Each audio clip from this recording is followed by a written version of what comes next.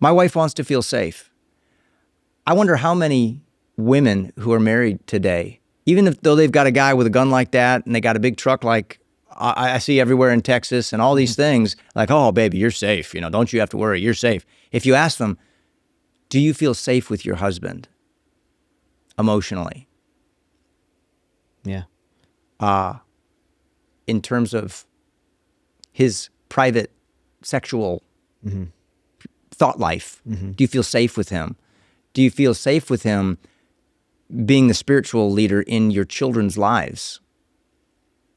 The way he talks to you, the way he really feels about you. Do you feel safe and secure that there is a commitment and a level of care there that is so comprehensive, so deep, and so unmoving that you are free to just open yourself up and flourish as the woman God made you to be?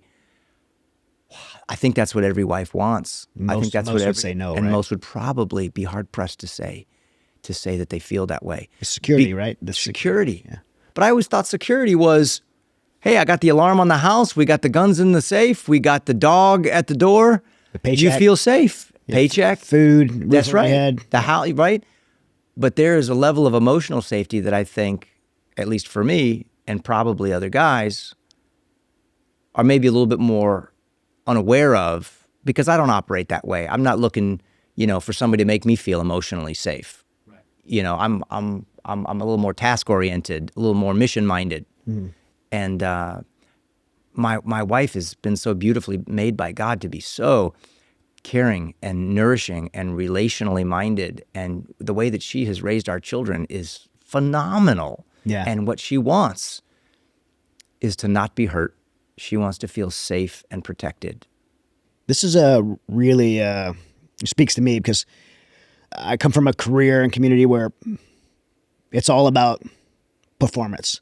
Like when you enter into special operations, in the military in general, when you're in a special operations community, everything's competitive, which makes it better. Better, yeah, right. We're competing against each other. You want to be the best at everything, and you go to school and competitive things in the unit. And then I come out and I go to compete as a professional fighter, and there's a winner and a loser. It's 50-50. And so, you win and you do well there. And then never wanted to do it, but I go into public speaking. And man, when you speak, if you speak and you walk off the stage and everybody's quiet or people stand up and clap, you're accoladed. And my wife, she's not very impressed by any of that. Mine either. Yeah, she's just not impressed by me. She's not. Which is a gift. It really is, but I didn't understand that for a while, and so it actually made me bitter.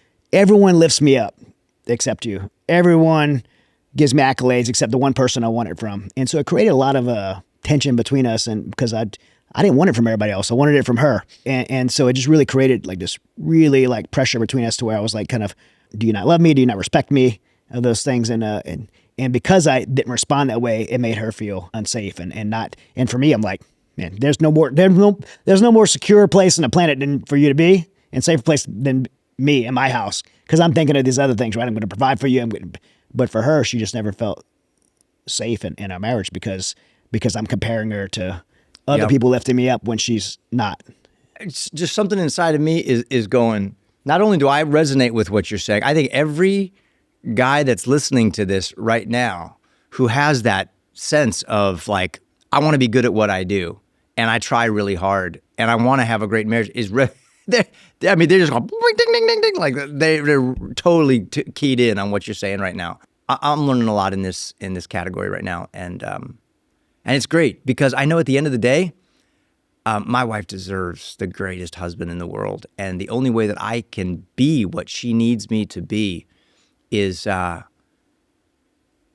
understand that the performance thing was taken care of by Christ when he hung on a cross, when he lived a perfect life that I couldn't live, died on the cross, took my punishment for me. The performance thing is done. Done. That's what we have to lay down. Done. Done. It's all over. The right and wrong stuff, done. Taken care of by him. Performance, taken care of by him. If I try to pick that back up and wave it in my wife's face, I'm diminishing the value of the cross and the work that he did for you and me.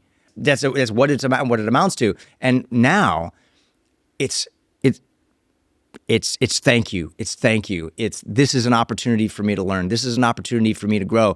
And I'm going to be the very most faithful husband, father, Christian, patriot, everything that I can possibly be out out of a heart that's filled with gratitude, not a heart that is longing to be lifted up by my audience or by my wife or by my kids.